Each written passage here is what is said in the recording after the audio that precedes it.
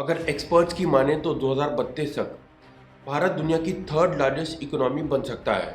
मगर हमारे यहाँ पर एक बेसिक चीज़ है जिसे अगर हम देखें तो हमारे मन में कई सवाल उठेंगे कि क्या वाकई में हम दुनिया की थर्ड लार्जेस्ट इकोनॉमी कभी बन पाएंगे।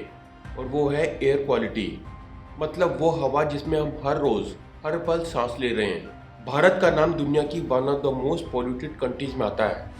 जब भी कोई फॉरेनर इंडिया आता है तो शुरू के 5-7 दिन तो वो बीमार रहता है, मगर जैसे ही वो वापस अपने देश जाता है वो एकदम से ठीक हो जाता है। तो आज इस वीडियो में मैं इसी पे बात करने वाला हूँ कि कैसे हम लोग अपनी एयर क्वालिटी को इम्प्रूव करके दुनिया की थर्ड लार्जेस्ट इकोनॉमी बनने की तरफ कदम बढ़ा सकते हैं। मगर आगे बढ़ने से पहले अगर आपने अभी तक चैनल को सब्सक्राइब नहीं किया तो कर लें। सबसे पहले हमारे यहाँ पर पॉलिटिशियंस और लोगों को कदम उठाने होंगे जिससे एयर क्वालिटी का सब्जेक्ट एक मेजर इशू बन के सामने आए। एयर क्वालिटी के बारे में कभी भी किसी पब्लिक या प्राइवेट फोरम पर उतनी सीरियसली डिस्कस नहीं किया जाता, जबकि हमारे यहाँ पर हर रोज़ लोग इसकी वजह से घुट घुट के मर रहे हैं। जबकि चाइना में पिछले कुछ सालों में लोगों की एवरेज एज 2 साल से बढ़ गई है, जब से वहाँ की सरकार ने एयर क्वालिटी को इम्प्रूव करने के लिए कदम उठाए हैं। जब भी आप किसी एनआरआई से पूछेंगे कि वो क्या कारण है जिसकी वजह से वो वापस अपने देश नहीं आना चाहते, जबकि हमारा देश तो दुनिया की one of the fastest growing economies में से एक है, तो उनका मेन रीज़न यही होता है पुअर एयर क्वालिटी। हमारे यहाँ पर किसी भी इंडियन इलेक्शन में किसी भी पॉलिटिकल पार्टी के मैनिफेस्टो में पुअर एयर क्वालिटी कभी भी कोई फीचर नहीं होता।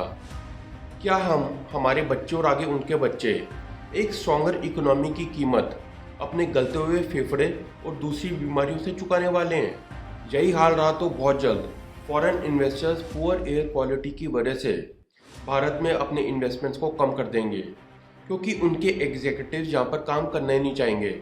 हमारे यहाँ पर शहरों में दिन ब दिन एयर क्वालिटी ख़राब हो रही है, जबकि मेट्रो रेल नेटवर्क्स की वजह से कई गाड़ियाँ सड़कों से गायब हो चुकी हैं।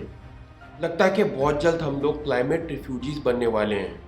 या तो हमें अपने घरों को अर्बन एरिया से दूर शिफ्ट करना पड़ेगा ताकि प्योर क्वालिटी ऑक्सीजन में हम लोग सांस ले सकें, या फिर साल के कुछ महीने वीज़ा फ्री लोकेशंस जैसे फुकेत, बेंतोता, चियांग मई और कोसा मुई में गुजारने पड़ेंगे।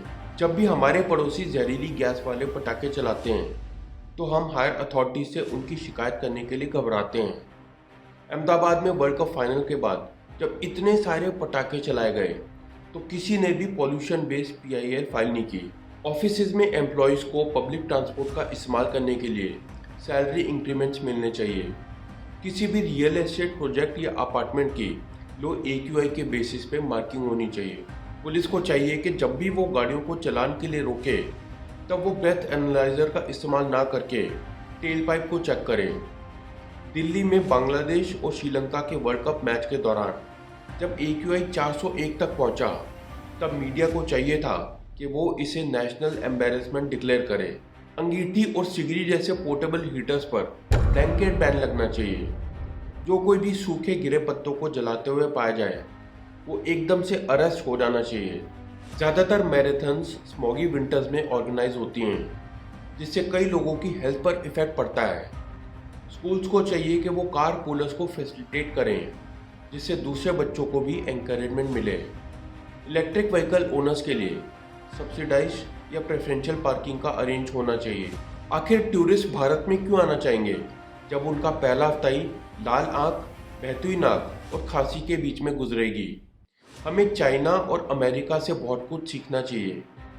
चाइना में 2013 से अब तक एयर पॉल्यूशन में 42% की गिरावट देखी गई है, तो वहीं अमेरिका में 2022 में 10 में से 8 शहरों में एयर पोल्यूशन में गिरावट आई। हमें चाहिए कि हम अपने स्टूडेंट्स को एजुकेट करें ताकि वो अपने पेरेंट्स और ड्राइवर्स को ट्रैफिक सिग्नल पर रुकी गाड़ियों के इग्निशन को ऑफ करने के लिए प्रेशर कर सकें। सरकार को चाहिए कि वो पोल्यूशन के 5 सिंपल डूज एंड डोंट्स को अनाउंस करे, जिसे लोग आराम से याद कर सकें। सरकार को चाहिए कि वो एक यूनिवर्सली एक्सेप्टेड ब्रांड एम्बेसडर को असाइन करे जो air pollution reducing lifestyle changes को एंडोर्स कर सके।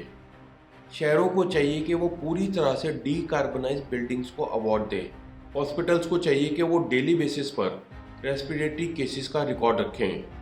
आज जितनी इम्पोर्टेंस हम हाइपरटेंशन, डायबिटीज़ और हार्ट डिजीज़ को देते हैं उतनी रेस्पिरेटरी इश्यूज़ को देने की भी ज़रूरत है। आखिर कब तक हम लोग नए घर खरीदते रहेंगे ये देखकर कि किसका व्यू अच्छा है या किस में गार्डन है, मगर रहेंगे बंद दरवाज़ों के पीछे।